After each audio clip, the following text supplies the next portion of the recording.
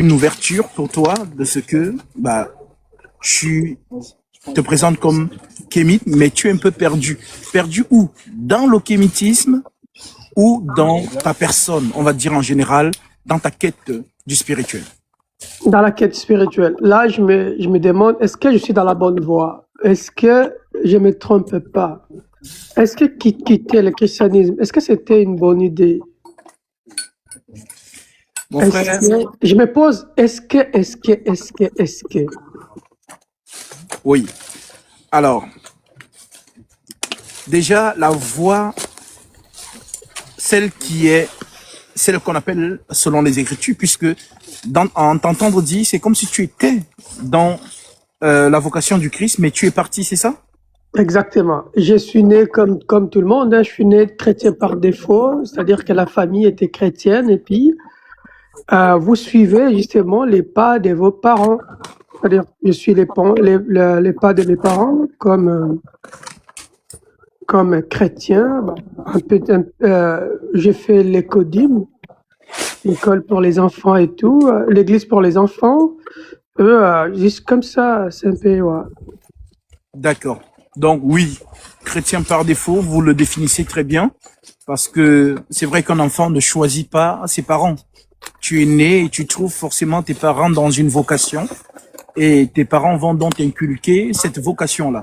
Un peu comme nous Exactement. tous, hein, nous sommes, voilà, tous ceux qui sont ici avec moi sont aussi nés, certains dans des familles où les parents étaient déjà dans la voie du christianisme et d'autres dans d'autres voies, l'islam et ainsi de suite. Maintenant arrive à un niveau où l'homme mature, qui quitte l'enfance et devient un esprit raisonnant, c'est-à-dire un esprit qui peut se poser des questions et interroger l'éducation ou la voie que les parents lui ont montré. Et je pense que lorsque vous étiez, on va dire, dans le christianisme, ce n'était pas vraiment vous, c'était ce que vos parents vous ont inculqué. Exactement. Et vous êtes parti. La deuxième question que je veux vous poser, c'est qu'est-ce qui vous a convaincu d'une certaine manière de suivre la voie du kémétisme? Enfin, c'est Mais en forcément, fait, oui. oui, en fait, ce qui m'a convaincu de suivre cette voie, justement, c'est la rationalité. Je me suis posé des questions en trouvant des incohérences dans les Écritures. Par exemple, Dieu qui encourage l'esclavage, Dieu bon, il n'encourage pas, il n'a dit pas faites des esclaves. Bon, oui, il a dit, il a commandé les peuples juifs d'aller prendre, par exemple, je crois, les Philistins, comme ça, un truc comme ça, des esclaves et tout, prendre des enfants pour des femmes et tout. Ben, je me suis posé des questions, mais pourquoi Dieu, qui est amour, va demander à des soldats de prendre les enfants qui n'ont pas connu d'homme, c'est-à-dire que ce sont des petits-enfants, des petites filles, pardon. J'ai dit, bah, c'est quoi ça? Et j'ai vu que bah, pendant l'esclavage, Dieu ne s'est jamais manifesté pour défendre justement la population noire. Je me demandais, bah, il était absent, il était où? Normalement, il est omniprésent, il est censé d'être là. Est-ce qu'il a vu les mal que mes ancêtres subissaient pendant la traite atlantique? Pourquoi Dieu n'a pas réagi? Et je me suis posé des questions comme ça. Et l'autre fois, je me suis posé des questions, j'ai dit, ben, écoutez, la Bible nous dit que Dieu, il est omniscient, omnipotent, omniprésent. L'omniscient, il sait déjà tout. L'omnipotent, il est plus fort. L'omniprésent, il est toujours là. Mais Dieu a créé Satan. Est-ce qu'il savait, en créant Satan, est-ce qu'il savait les choses que Satan fait aujourd'hui? S'il les savait, alors pourquoi nous condamner si c'est lui qui a laissé? Est-ce qu'il a permis? Parce que dans l'omniscience, il a aussi ce qu'on appelle la prédestination, parce qu'il sait, il peut influencer justement le destin. Et à travers ces questionnements, j'ai tiré la conclusion que non, écoutez, la Bible nous ment. Et dans mon chemin, j'ai croisé le frère Zulula, qui était la première personne dont j'ai trouvé quand j'ai commencé la quête. J'ai trouvé frère Zulula et j'ai trouvé d'autres personnes non croyantes. Et après quelques temps, j'ai trouvé le frère Fétiche de guerre, et puis j'ai trouvé Medusa, j'ai trouvé Blacos, j'ai trouvé beaucoup de choses. Et ouais, c'est un peu ça qui m'a amené. D'accord. Alors, tes questionnements sont légitimes. Ouais. Mais il faut déjà se rendre compte d'une chose. C'est que pour ceux qui ont fait commerce, par exemple, il y a ce qu'on appelle dénigrer un produit pour en placer un autre. Ceux qui sont dans la mouvance de vouloir décrédibiliser le message du Christ seront forcément dans la cause de dénigrer, justement par ces questions-là, comment Dieu, justement, qui est juste, peut permettre qu'il y ait justement des atrocités. Comment Dieu qui est juste peut permettre en sorte qu'on prenne des enfants, et ainsi de suite.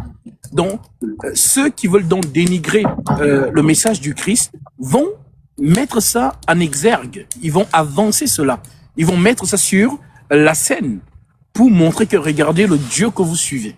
Sauf que ces personnes, je ne peux pas les en vouloir puisqu'ils sont dans justement leur quête de séduire une audience. Alors forcément, si eux, ils ont décidé de voir les choses de cette manière, bah forcément, ils veulent aussi sortir ceux qui sont encore justement dans ce prisme-là. Alors, tu fais très bien de monter et de poser les questions parce que je rappelle ici que tu dis que tu es un peu perdu. Alors, je vais commencer par te citer puisque on a référencé les Écritures. Le chrétien, c'est celui qui a pour référence les Saintes Écritures. Alors, premièrement, les questions que tu te poses concernant justement l'esclavage. Si on reste justement dans l'originalité des Saintes Écritures, nous allons d'abord voir que le premier peuple qui va assujettir l'autre, c'est l'Égypte. Et je vais te lire l'Écriture. Nous sommes ici dans le Deutéronome, chapitre 15, verset 15. L'Écriture dit, « Tu te souviendras », donc c'est le Dieu d'Israël qui parle, « Tu te souviendras que tu as été esclave au pays d'Égypte. » Et quand on parle de Kemet, pour ceux qui se revendiquent du kémétisme, voilà, Kemet justement désigne ici l'homme noir, celui qui est noir. Donc le peuple noir, si on veut se référencer à l'Égypte, selon justement la Torah, Israël a été esclave en Égypte. Donc ça c'est déjà la première chose. Maintenant, le Dieu d'Israël, qui est un Dieu bon, un Dieu juste, dit ceci dans le Deutéronome 15, 15. Je pense que peut-être tu vas noter cette référence et tu vas le lire. Tu te souviendras que tu as été esclave au pays d'Égypte et que l'Éternel, ton Dieu, t'a racheté. C'est pourquoi je te donne aujourd'hui ce commandement. Donc, au verset 16, il continue en disant,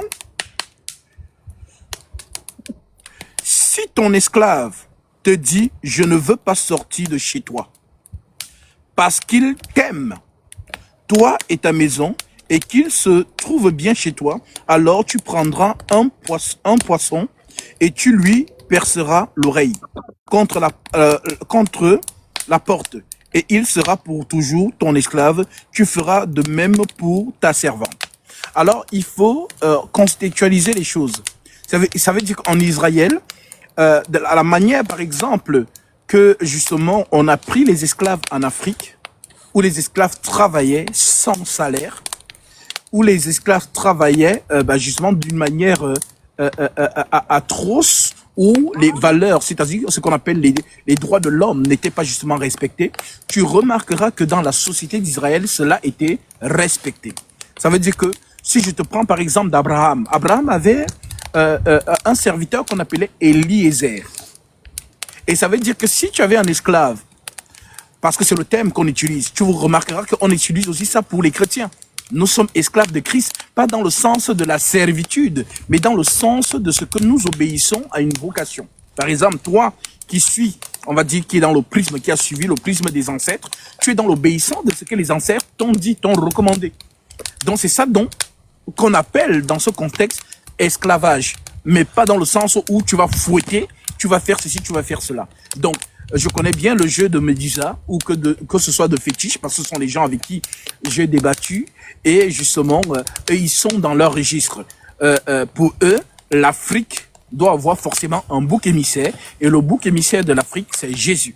Donc, leur réflexion, c'est que si l'Afrique n'avance pas, c'est parce que l'Afrique est majoritairement chrétien ou encore a suivi d'autres obédiences. Il faut qu'ils reviennent dans l'originalité pour prospérer. Alors, je dis, par exemple, je prends l'exemple ici du Bénin qui continue à faire du vaudou. Mais est-ce pour autant le Bénin est justement la première puissance mondiale? Non. Alors, si nous sommes justement comme deux personnes intellectuelles et que nous regardons notre société, nous allons nous rendre compte que la première puissance mondiale n'est pas kémite. La première puissance mondiale, de manière factuelle, n'est pas kémite, n'est même pas de l'animisme. La première puissance mondiale est justement chrétienne. Nous voyons, par exemple, le président actuel des États-Unis d'Amérique qui assume sa foi en Christ en commençant par la prière dans ses audiences de président. Donc, pour dire que tu as été séduit, bien évidemment, parce que tu te posais des questions qui sont légitimes, mais dont tu n'as pas eu des réponses vraiment pures de la pensée divine. Voilà donc pourquoi nous partons, comme je l'explique souvent, nous partons de la loi à la grâce. C'est une marche. Nous partons de la grâce, de la loi à la grâce. Donc la loi, c'est justement l'homme dans le péché qui manifeste justement ce côté qui est mauvais. Maintenant, la grâce, c'est Dieu qui ramène l'homme justement dans un état d'esprit pur, avec justement des lois de l'esprit. Aimer son prochain comme soi-même. C'est le discours de Jésus-Christ. Donc Jésus ne vient pas prôner ici l'esclavage et ainsi de suite. Voilà donc pourquoi, si on revient dans la question concernant Dieu qui crée Satan. Alors, Mais avant ça, avant qu'on parle justement là, oui. moi j'aimerais vous poser une question. Parce Allez-y. que vous avez évoqué ici l'esclavage en Égypte. Oui. Mais quand je lis par exemple le livre des Lamentations, chapitre 3, versets 37 à 38, si vous pouvez le lire s'il vous plaît. Alors je vais te le citer de mémoire. Qui dit qu'est-ce qui peut arriver si l'Éternel ne l'a ordonné? N'est-ce pas de la volonté du Très-Haut que viennent les mots, dont le mal au pluriel, et le bien? N'est-ce pas? Exactement, exactement.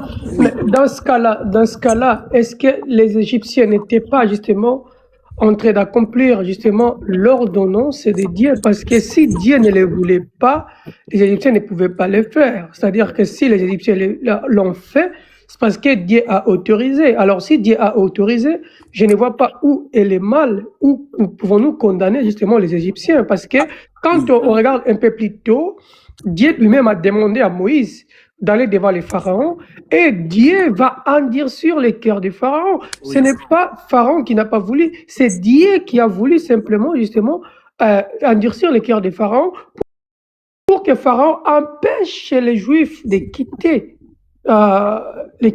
l'Égypte. C'est-à-dire que moi je ne comprends pas, je vois en face de nous comme l'entité qui est là, qui ne sait pas vraiment quoi faire. Il ne sait pas quoi faire de sa vie parce que elle ne sait pas quoi faire de sa vie. Elle est là, en fait, comme elle écrit un film dont nous devons suivre. Parce que quand vous suivez un peu les Écritures, Dieu, il condamne, hein, Dieu place un chemin pour nous. Nous, on doit suivre. On ne peut pas faire quelque chose qui va en dehors de ce que Dieu a prescrit. Sinon, il n'est pas omniscient, il n'est pas omnipotent, il n'est pas omniprésent. Parce que si nous faisons une seule chose que Dieu, le Créateur, n'a pas voulu, une de ses qualités tombe. Par exemple, il est le Tout-Puissant. Tout-Puissant, c'est quoi? C'est lui qui est le plus fort que tout. L'omniprésent, il est là déjà. En ce moment-là, il est là avec nous. Vous voyez? Alors, rien ne peut lui échapper. Rien ne peut lui échapper. Moi, je me pose la question. Si rien, Otep King, si rien ne peut lui échapper, alors nous sommes en train d'accomplir les scripts religieux. Alors, si nous sommes en train d'accomplir les scripts religieux, pourquoi Dieu va nous condamner? Si nous sommes en train de suivre sa parole, comme dit dans Lamentation, qui dira qu'une chose arrive sans que le Seigneur l'ait ordonné? N'est-ce pas de la bouche du Très-Haut qui viennent des mots et les biens? Très bien. C'est une très bonne question. Alors, quel Dieu? Puisqu'ici, l'Égypte à ces dieux. Le Dieu de l'Égypte n'est pas le Dieu d'Israël dans ce contexte-là. En fait, si on en vient à ton raisonnement, c'est donc un rapport de divinité. La divinité la plus puissante, c'est son ordre qu'on suit. D'ailleurs, Romains chapitre 9 le Exactement. dit, justement. C'est le pourquoi j'ai dit, si par exemple, parce que le Dieu d'Israël est ce Dieu-là qui se frappe la poitrine, qui réclame et qui assume sa suprématie. Et il le dit même, s'il y a un autre Dieu, qu'il se fasse, qu'il se manifeste. S'il y a un autre Dieu qui a créé les cieux et la terre, voilà qu'il vienne et qu'il le prouve. C'est un Dieu qui a toujours défié les autres. On va dire ça comme ça. Maintenant, si on reste dans le prisme, la pensée dans des Kémites, qui réclament justement les dieux de l'Égypte, donc ça veut donc dire, tu admets, que le Dieu d'Israël est donc plus puissant que les dieux de l'Égypte. Et d'ailleurs, cela va se démontrer. Je veux par exemple te donner le Genèse chapitre 15. Regarde ce que ce Dieu dit. Puisque oui, je suis d'accord avec toi, puisque c'est l'Écriture qui le dit. Qui dira qu'une chose arrive sans que l'Éternel l'ait ordonné? N'est-ce pas de la volonté du Très-Haut que viennent le mal et le bien? Ça veut dire donc que c'est lui qui a prophétisé. D'ailleurs, il le dit lui-même. Ce ne sont pas les Écritures qui sont cachées, à moins pour ceux qui ne lisent pas. Maintenant, je viens dans Genèse. Genèse chapitre 15. Nous sommes ici au verset 10. L'Écriture te dit ceci.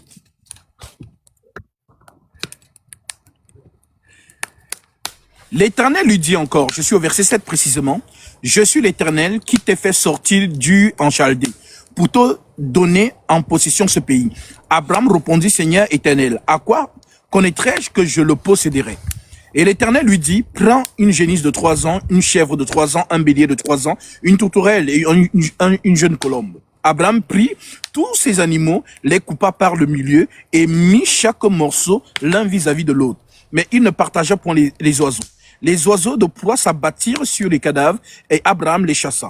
Au coucher du soleil, un profond sommeil tomba sur Abraham. Puisque dans notre Bible, il est écrit dans Job chapitre 33 que l'Éternel parle par les songes. Donc il amène Abraham dans un profond sommeil pour lui communiquer dans l'avenir. Il lui dit, et l'Éternel dit à Abraham, sache que tes descendants seront étrangers dans un pays qui ne serait point à eux. Et ils seront asservis et on les opprimera pendant 400 ans. Mais je jugerai la nation à laquelle ils seront asservis et ils sortiront ensuite avec de grandes richesses. Donc, le Tout-Puissant d'Israël, le Dieu le puissant de Jacob, comme le dit les Écritures, dit que Israël, son peuple, sera donc justement assujetti à une nation étrangère. Mais il promet qu'il jugera cette nation-là. Voilà donc pourquoi tu vas trouver dans d'autres versets où on dit Dieu a jugé tous les dieux de l'Égypte. L'Éternel a jugé tous les dieux de l'Égypte.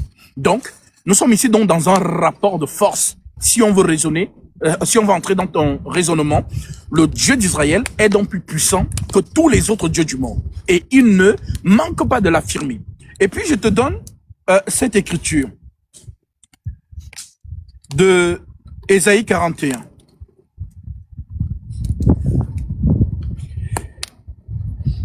Il dit ceci.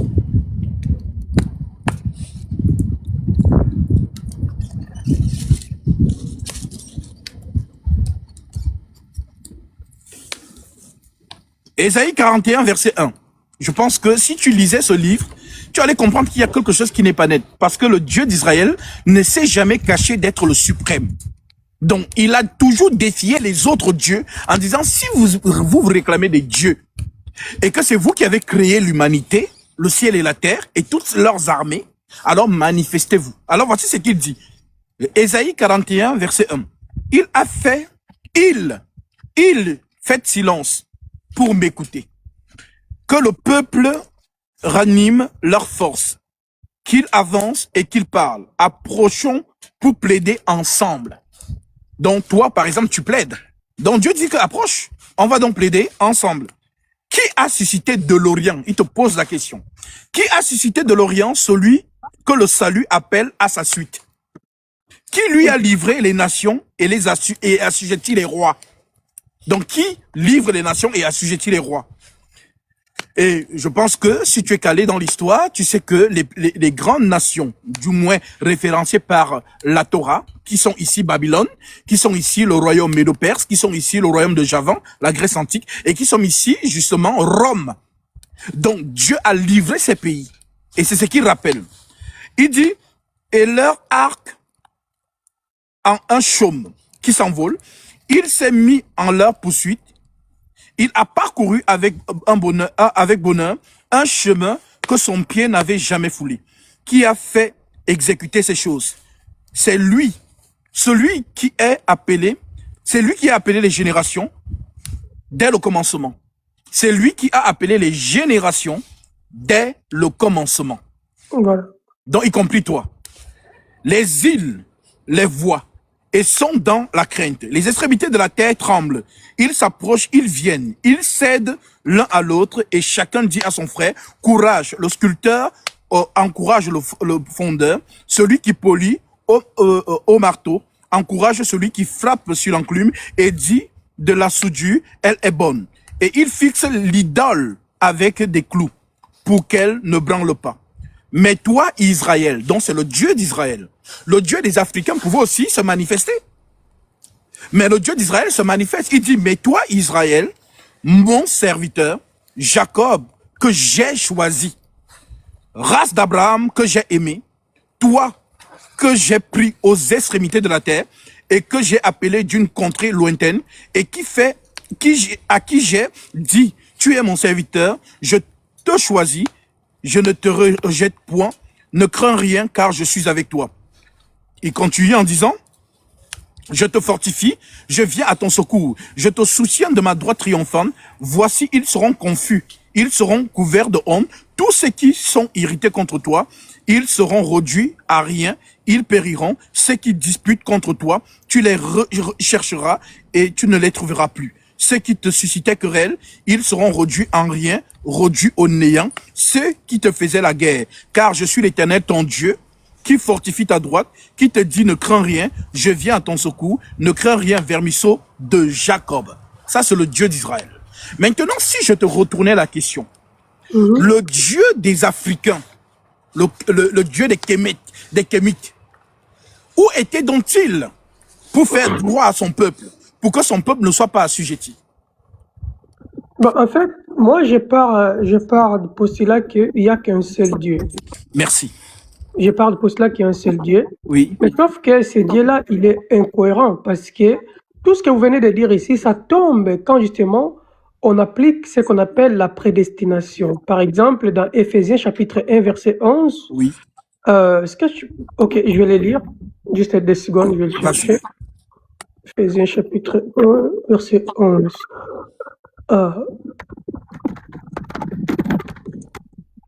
Ok. Bon, il a dit ici, il dit ici, à lui nous sommes devenus héritiers, ayant été prédestinés suivant les plans de celui qui opère toutes choses selon les conseils de sa volonté. Amen. C'est-à-dire ici, on a la prédestination. Tout ce que nous faisons ici rentre dans la prédestination de Dieu. Oui. Si tout ce que nous faisons est dans la prédestination, c'est-à-dire les biens et les mal, Oui. si moi, par exemple, aujourd'hui, je sors de chez moi, je prends une arme et je braque ou j'élimine quelqu'un, là, entre justement dans les plans de Dieu. Et dans ce cas-là, je ne peux pas être jugé. Pourquoi? Parce que je suis en train de suivre les scripts. C'est comme je vous ai dit, un réalisateur qui fait son scénario et les gens qui sont là sont en train d'accomplir leur rôle. Alors, ces gens-là, les scripteurs ou encore les réalisateurs, ils ne peuvent pas condamner ces gens-là. Parce que quand on suit justement la Bible, même Satan, il est dans les plans de Dieu. Il est là pour mettre la contradiction. Oui. Si on suit la logique, Oui. Satan n'est pas mauvais. Parce que Satan, Dieu l'a créé pour mettre la contradiction. C'est Dieu qui l'a voulu. C'est Dieu qui... Parce que, bon, quand on voit, comme il a dit, rien ne peut lui échapper. Rien ne peut arriver sans que lui-même l'ordonne. Mais dans ce cas-là, je ne sais pas pourquoi condamner les autres. Par exemple, je vous ai donné le cas de Pharaon, que Dieu a endurci les cœurs. Il y en a plusieurs d'autres. La prédestination annule les choix. La prédestination annule le libre choix on ne peut pas choisir parce que nous sommes prédestinés. Et Dieu le savait très bien. D'accord. Maintenant, Mm. en fait, si on entre dans ta logique, tu as bien dit, tu as bien cité l'écriture de Lamentation 3, 37, 38. Qui dira qu'une chose arrive sans que l'Éternel ait ordonné? L'Éternel est de celui, il affirme, de qui viennent les maux et le bien. D'ailleurs, dans le Proverbe chapitre 16, verset 4, il est écrit là-bas, Dieu a tout fait pour un but, même le méchant, pour le jour du malheur. En d'autres termes, toi, être humain, créature de Dieu, comment peux-tu entrer en jugement contre Dieu? C'est dans la Bible, ça s'appelle être fou. Dans la Bible, ça s'appelle être insensé. C'est-à-dire, toi, la créature, tu juges ton créateur. On dit donc que la personne qui le fait, c'est un maudit. C'est un peu comme si toi, tu crées quelque chose, tu crées ton ordinateur, tu crées ton téléphone, tu lui donnes des fonctions, mais le téléphone te dit que donc tu m'as mal créé. Ça n'a pas de sens. Voilà pourquoi l'apôtre Paul reprend ça dans Romains chapitre 9, lorsqu'il dit, ô homme, toi qui es-tu pour contester avec Dieu? Le vase d'argile dira-t-il à celui qui l'a formé, pourquoi m'as-tu fait ainsi? En d'autres termes, nul ne peut venir en jugement contre Dieu. Le Seigneur est celui qui élève les rois. Le même Seigneur est celui qui abaisse les rois. Je te prends un exemple tout court. Vu que tu cites des Écritures, nous sommes ici dans le prophète Jérémie chapitre 27, où Dieu donne la suprématie sur toute la terre au roi Nebuchadnezzar. Et il demande à toutes les nations de la terre, à tous les rois de la terre, de se soumettre à Nebuchadnezzar, et il appelle Nebuchadnezzar son serviteur, y compris Israël. Le propre peuple de Dieu, Dieu demande à son peuple d'être assujetti à Israël. Et il dit à Israël que celui qui résiste à Nebuchadnezzar mourra. Voilà donc pourquoi on dit qu'il donne la prospérité et il crée l'adversité. Donc en fait, tu ne nous surprends pas, tu ne dis rien de nouveau, puisque tout chrétien sait que justement, c'est Dieu justement qui élève, c'est lui qui abaisse. Maintenant, voilà pourquoi on parle donc du plan. Et toi-même, tu viens de citer la prédestination. Ça veut dire que dans cette prédestination, il y a le méchant pour le jour du malheur et il y a le juste pour la gloire de Dieu. Donc c'est lui l'arbitre de son Mais en fait, propre match. c'est ça en fait mon problème. C'est ça qui m'a fait quitter la religion. Imaginez, Explique-toi. c'est Dieu qui crée les méchants Oui, et c'est Dieu qui crée les bons. oui, Il crée les deux. oui, Mais comment, moi par exemple, je crée une chose. Bon, oui. vous avez cité Vaz et tout, mais Vaz n'a pas la conscience. Nous avons quand même cette capacité de réfléchir. C'est parce que suis quand même, les vases ils avaient ou si ils possédaient justement la capacité de réfléchir, il peut dire que moi j'aimerais être un peu comme ça, mais ils n'ont pas la conscience. C'est différent. Je te Mais prends un exemple. Est-ce que si je peux te prendre un exemple? Ça t'arrive de faire des magasins? de faire des magasins, Oui, oui, des oui, oui. shopping. Ouais, les D'accord. shopping, oui. Toi, tu fais le shopping. Mais il y a un mannequin qui porte ce que toi tu as envie d'acheter. Mm. Le mannequin aussi peut dire que, mais c'est quelle injustice. Pourquoi moi je suis là arrêté, je ne bouge pas, mais lui il est là pour regarder si ce que je vais porter et que qu'il regarde sur moi, bah pour lui aussi il peut dire que c'est injuste. En fait, c'est la même réflexion. C'est-à-dire, c'est le pourquoi je t'ai pris l'exemple que comment une créature peut entrer en jugement contre son créateur. Permets-moi de te lire une écriture à ce propos. Ok.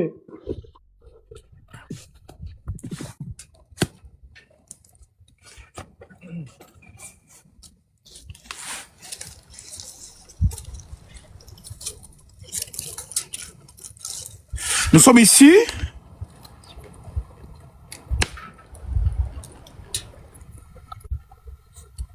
Je te prends d'abord ce que l'apôtre Jacques dit à ce propos. L'apôtre Jacques dit, un seul est législateur. Un seul est législateur et juge. C'est celui qui peut sauver et perdre. Ça ne surprend aucun chrétien. C'est-à-dire, vous ne nous dites rien de nouveau. Donc, les apôtres nous ont déjà enseigné, les prophètes nous ont enseigné. Un seul est législateur, un seul est juge. Un seul peut sauver, un seul peut perdre. Ça lui revient à lui, c'est sa suprématie. Maintenant, si toi tu es trop fort, bah enlève-lui ça. Et il a toujours dit, s'il y a un autre Dieu qui lui enlève ça. Maintenant, Romains chapitre 14, verset 4. Qui es-tu, toi, qui juges? Un serviteur d'autrui. Ça veut dire que tu ne peux pas être dans le rôle de juger le serviteur d'autrui. Tu ne peux pas être dans le rôle de juger le créateur. Ça veut dire que tu es insensé. Je continue. Permets-moi.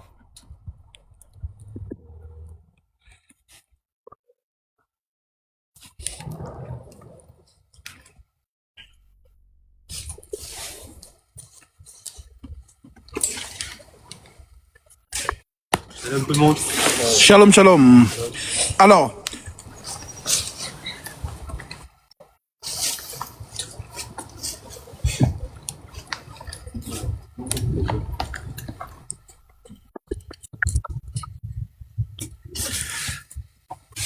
permets-moi de retrouver juste le verset. Il n'y a pas de problème. Il n'y a pas de problème. Si je peux avancer mes arguments en attendant que vous cherchiez. Alors, je l'ai trouvé. Ok.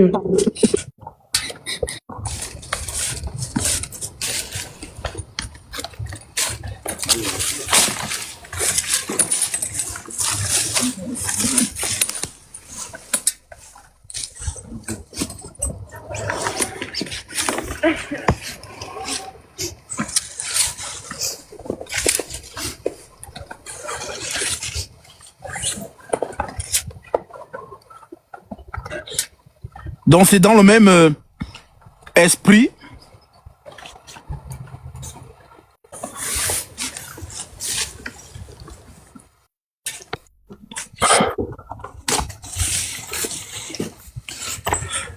Maudit est celui qui conteste contre son créateur. Mais est-ce que celui-là peut contester son créateur si son créateur ne le veut pas?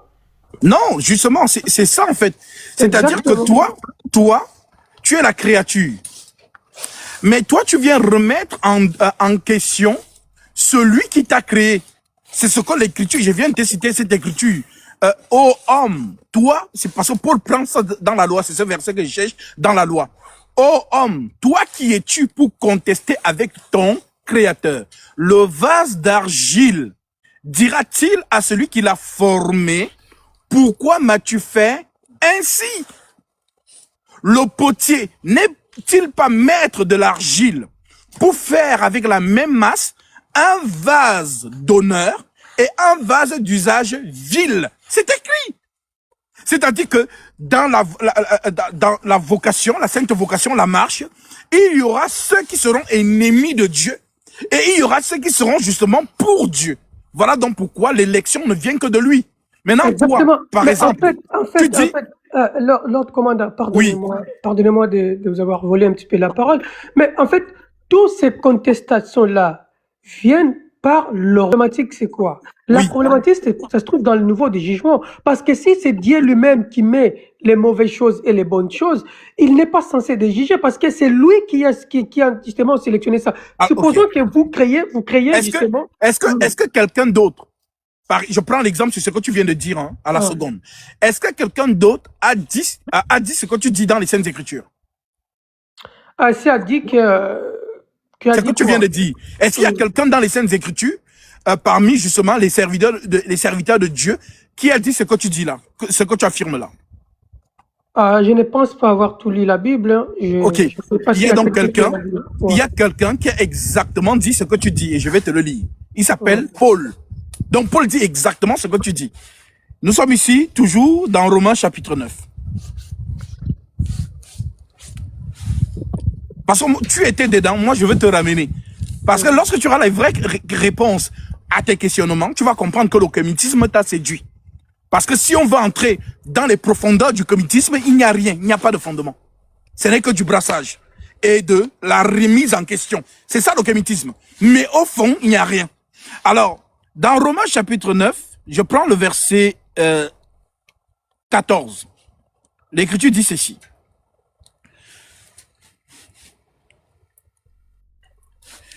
Que dirons-nous donc? Dit Paul. C'est-à-dire, Paul se met à ta place et pose les questions que tu poses. Il dit, que dirons-nous donc? Y a-t-il en Dieu de l'injustice? Parce que toi, c'est ce que tu dis, peut-être indirectement, que non, ce Dieu est injuste. Alors Paul dit, il pose donc la question, Que dirons-nous donc? Y a-t-il en Dieu de l'injustice? Il répond, loin de là. Car il dit à Moïse, je fais miséricorde à qui je fais miséricorde. Et j'aurai compassion de qui j'ai compassion. Ainsi donc cela ne dépend ni de celui qui veut, ni de celui qui court, mais de Dieu qui fait miséricorde.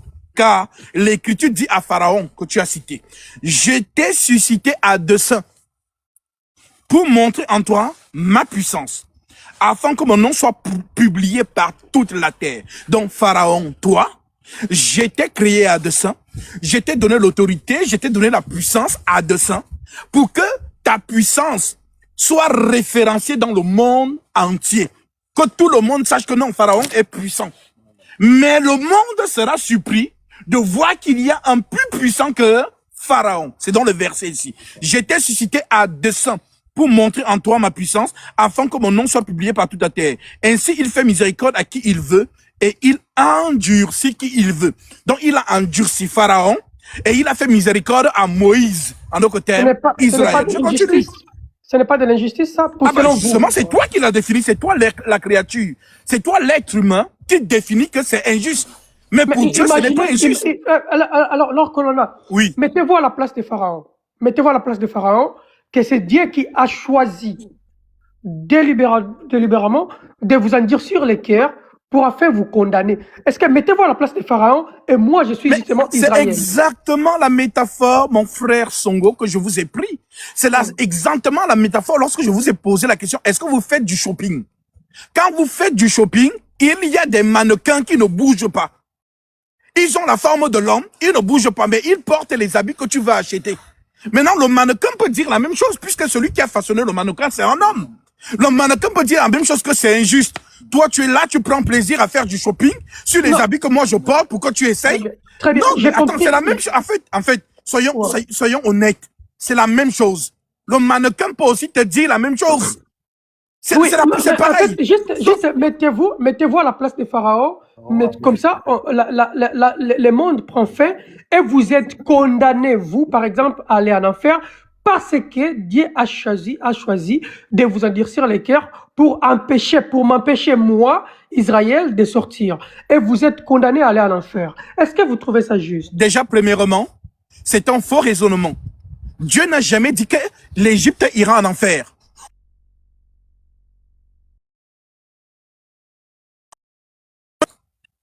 Voilà. Ça c'est ce que les kémites t'ont mis dans la tête, mais c'est un mensonge. Moi, je vais donc te donner l'écriture de ce que Dieu dit de l'Égypte.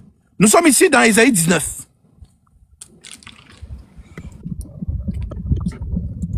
Ésaïe chapitre 19. Nous sommes au verset... je prends directement le verset 30.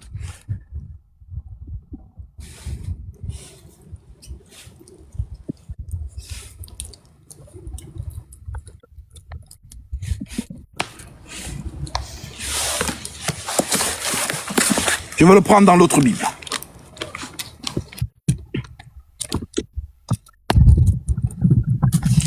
Ésaïe chapitre 19 à tous les kémites. Nous sommes au verset, pour ne pas faire long, mais c'est un chapitre que je te donne pour aller lire tranquillement chez toi. Nous sommes ici au verset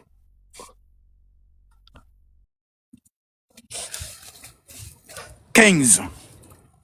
Je prends la partie au verset 13. Les presses de soins. Permets-moi, je prends à partir du verset 11. Les presses de soins ne sont que des insensés. Soins, c'est où? C'est en Égypte. Les sages conseillers de Pharaon forment un conseil stupide. Pourquoi? Comment osez-vous dire à Pharaon, je suis fils des sages, fils des anciens rois, dont le peuple égyptien a dit que Pharaon est Dieu. C'est ce qu'on appelle dans leur langage, en l'Antiquité, fils des sages ou fils de Dieu. C'est ce qui aussi beaucoup confondent ce terme aujourd'hui dans notre vocabulaire de 2026. Quand on dit fils de Dieu, ça veut dire que non, c'est un bébé. Pourtant, ce terme dans l'Antiquité, fils de Dieu ou fils des sages ou fils des rois, désignait une divinité devenue un homme.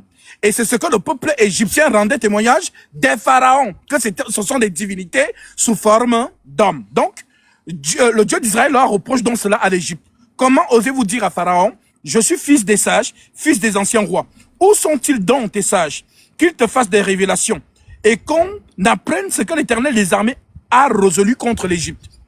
Les princes de Soan sont fous. Les princes de Nod sont dans l'illusion. Les chefs des tribus égarent l'Égypte. L'Éternel a répandu au milieu d'elle un esprit de vertige pour qu'il fasse chanceler les Égyptiens dans tous leurs actes comme un homme ivre chancelle en vomissant.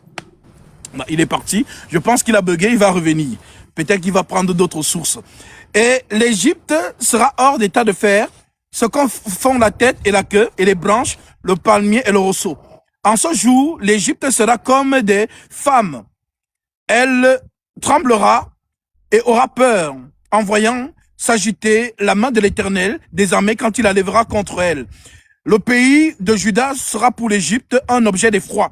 Dès qu'on lui en parlera, elle sera dans l'épouvante à cause de la résolution prise contre elle par l'Éternel des armées. En ce temps-là, il y aura 5 villes au pays d'Égypte qui parleront la langue Canaan et qui jureront que par l'Éternel. L'une d'elles sera appelée ville de la destruction. En ce temps-là, il y aura un autel à l'Éternel au milieu du pays de l'Égypte, sur les frontières, et un monument à l'Éternel sur les frontières. Un monument à l'Éternel, ce sera pour l'Éternel des armées un signe et un témoignage dans le pays d'Égypte. Et ils crieront à l'Éternel à cause de leurs oppresseurs. Donc même l'Égypte va crier au secours à l'Éternel. Ils vont invoquer l'Éternel. Voilà. Et il leur enverra un sauveur et un défenseur pour les délivrer. Et l'Éternel sera connu des Égyptiens. Et les Égyptiens connaîtront l'Éternel. Et les Égyptiens connaîtront l'Éternel en ce jour-là. Ils feront des sacrifices et des offrandes et feront des vœux à l'Éternel et ils les accompliront. Ainsi l'Éternel frappera l'Égypte. Il les frappera, les Égyptiens, mais il les guérira. Donc après les avoir frappés, il va les guérir. Et il les frappera, il les guérira. Et ils se convertiront à l'Éternel qui les exaucera et les guérira. On continue.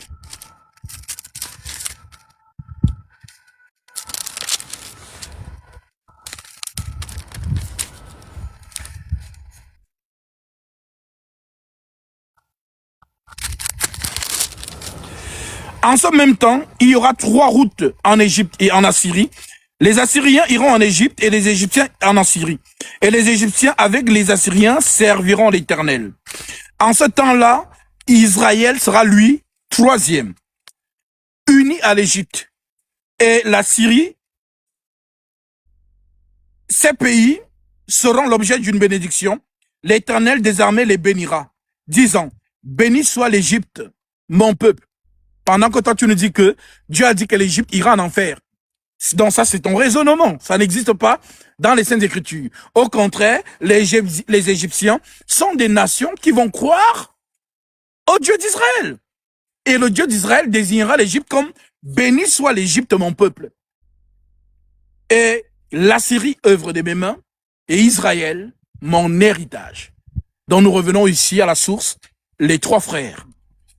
Cam, c'est que vous appelez Kemet là. Donc Cam, Sem et Japheth. Parmi les 3, on a désigné un.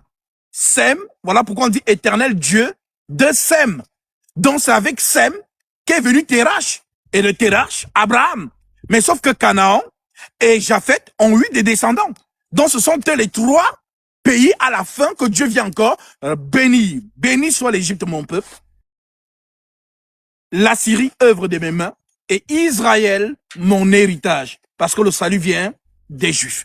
Tout simplement. Donc, mon frère Songo, je pense que tu étais, voilà, dans la bonne voie, mais on t'a juste séduit. Et certes, tes questions sont légitimes.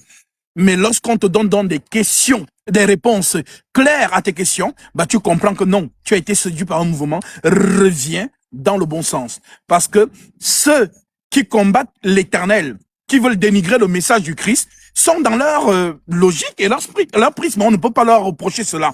Ils veulent placer leur abnégation et ils sont obligés de dénigrer le message de Jésus. Donc c'est leur rôle. On ne peut pas leur reprocher cela. De la même manière que moi, je suis zélé pour Jésus-Christ, c'est aussi comme ça, eux, ils sont zélés pour leur Dieu. Donc, nous prêchons Jésus et nous répondons avec clarté à la lumière des Saintes Écritures à ceux qui ont des questions. L'homme doit avoir des questions comme Job. Ceux qui ont lu le livre de Job, Job avait des questions. Job a posé des questions à l'Éternel, l'Éternel l'a répondu. Si je prends la référence ici, Job 38, versets 1 à 2, où l'Écriture dit « Qui est celui qui obscurcit mes desseins par des discours sans intelligence? Sans te rendre comme un vaillant homme, je t'interrogerai et tu m'instruiras. » Voilà ce que Dieu dit à Job. Donc, l'homme, c'est normal que l'homme ait des questions. Et il faut même se poser des questions. Parce que c'est quand vous commencez à vous poser ces questions que, justement, Dieu intervient en vous donnant des réponses. Voilà, donc n'ayez pas peur. Les questions ne sont pas tabous. Il faut poser des questions et là, vous comprendrez que les réponses sont dans les Saintes Écritures et que les kémites passent leur temps à brasser de l'air. Donc oui, je le dis, je suis le terminus de tous les kémites. Donc, que ce soit tous ces gens-là qui font le bruit sur les réseaux, ainsi de suite, lorsqu'ils arrivent face à moi, alors, ils se taisent, puisque quand tu entres dans ce livre pour l'attaquer, on va donc te montrer, on va lire que ce que tu dis, en fait, tu tords le sens des Écritures pour, justement, toucher les gens par émotion, pour les détourner du message de Jésus, pour les amener dans le kémitisme. Et même lorsqu'on vient dans le kémitisme, parce qu'il y a des gens qui sont allés dedans, mais en allant dans le kémitisme, ils ont compris qu'il n'y a rien au fond. Ce n'est que du brassage de l'air. Il n'y a rien au fond. Certains sont curieux, sont allés voir. Qu'est-ce qu'on me propose dans le kémitisme? Il n'y a rien. C'est seulement au TEP, aux ancêtres. Quel ancêtre même? On ne sait pas. Et puis, comme le Dieu d'Israël l'a toujours défié, il a dit aux autres dieux, les dieux des autres peuples là, que si vous êtes des dieux créateurs du ciel et de la terre, manifestez-vous. Si vos dieux étaient les vrais dieux, pourquoi donc le Dieu des Occidentaux vous ont dominé? Ça, les kémites n'arrivent pas à répondre à cette question. Ils fabriquent des réponses farfelues en disant que non, c'était l'air du poisson. Et que dans l'air du poisson, on est gentil. Donc, et ils étaient gentils. Donc, même leur Dieu était gentil. Hein? Au moins, leur Dieu aurait pu leur donner des pouvoirs, je ne sais pas, magiques, parce que, certes, on voit ces pouvoirs fonctionner, mais ça fonctionne que pour bloquer la vie de leurs frères. Pour empoisonner les poisons mystiques. On donne la nourriture dans les rêves et les gens meurent. Là, on voit que ça fonctionne. Mais maintenant, dans la vie de tous les jours, pour la progression, voilà, de l'Afrique, voilà, de tous ces pays-là, on ne voit plus rien. Là, ça ne marche pas. Voilà le Bénin qui vient de fêter, il y a encore 3 jours, ils ont fait là, si c'est l'anniversaire du vaudou. Que Donald Trump seulement se fâche contre eux, le Bénin. On va voir si les fétiches là vont marcher. Donc vous pensez qu'il n'y a pas les ancêtres au Venezuela? Voilà Donald Trump, les États-Unis d'Amérique, pour ne pas désigner un homme parce qu'il représente les États-Unis d'Amérique, qui allait justement à mettre justement sa suprématie sur ce peuple-là. Et il a envoyé au Nigeria aussi un message. Les chrétiens que vous persécutez là-bas, réglez ça très vite. Sinon, quand je vais venir, on ne va même pas vous dire que je suis déjà là. Donc, pour dire que, vraiment, les kémites, vous êtes dans un faux combat. C'est, du moins, ceux qui ont adhéré à ça, vous êtes des âmes. Si vous mourrez dans cet état, vous êtes perdus. Aucun ancêtre ne va vous sauver. Comment vous fait croire que parce qu'aujourd'hui, TikTok est devenu un moyen où on pense que les choses de Dieu, non, c'est une mode. Ah, c'est le yoga. Nous sommes des énergies, voilà. Ça veut dire que c'est ta 3e fois de venir sur la terre. Donc tant que tu n'as pas encore fini d'accomplir ce que tu dois accomplir, voilà, tu vas toujours revenir. C'est des choses farfelues qui n'ont pas de sens. Donc tout simplement, vous avez été séduits. Alors, je sais pas comment ils sont venus. tu as vu. Exactement. Donc, mon frère Songo, je pars du principe que voilà ton téléphone, parce que voilà, comme tu es parti comme ça, peut-être tu as eu un appel ou bien voilà ton téléphone s'est éteint, tu manquais peut-être de batterie, mais je serais très honoré de te recevoir et répondre toujours à tes questions. Voilà. Donc sache que avec Gazby, tu es sûr d'avoir toujours des réponses liées aux Saintes Écritures. Voilà, tout simplement. Et puis c'est lui qui nous a dit qu'il est perdu dans son kémitisme. Voilà pourquoi il a quelques questions. Donc c'est normal, il faut qu'il il ait les réponses à ces questions, peut-être il va revenir au milieu de nous.